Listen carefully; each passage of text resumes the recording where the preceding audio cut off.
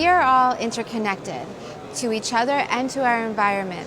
Think of the rivers that flow across southern Africa or the birds that fly across Southeast Europe.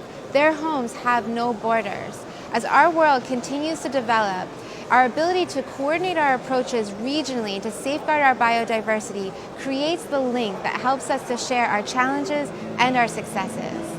Progressing the post-2020 agenda requires valuing shared natural capital. Ongoing support from the German Federal Ministry for Economic Cooperation and Development, GIZ, and its partners help implement capacity development to support cross-border cooperation. GIZ in general supports its partners through technical assistance. So we are there to strengthen the ownership and offer a kind of support to the assessed needs or recognized needs and potentials. So scaling up good examples from the region and contributing to these peer exchanges, lessons learned, as well as have a possibility to innovate on the regional level and break that down to the national level. The strategies shared are not only ideas. Transboundary Frontier Conservation Areas, or TFCAs, and the Southeast European Biodiversity Task Force are examples of successful regional cooperation. In Southern Africa, we've got 16 member states and we've got 18 TFCAs. TFCAs are a good example of a model whereby you can mix development and livelihood strategies. TFCAs provide people, the local people, with jobs.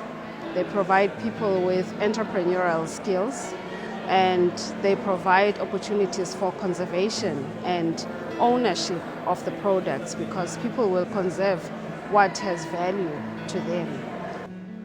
And in 2017 we supported the launch of the so-called Biodiversity Task Force for Southeast Europe, which brings institutions in harmonizing their policies, their approaches and their activities on the ground.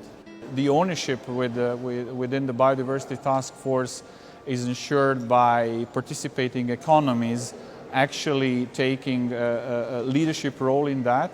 So IUCN as an international organization is just facilitating the process, is providing support to it, but basically it's up to economies and the members of the Biodiversity Task Force to make sure that the work plan, that the objectives are met, that action is being taken.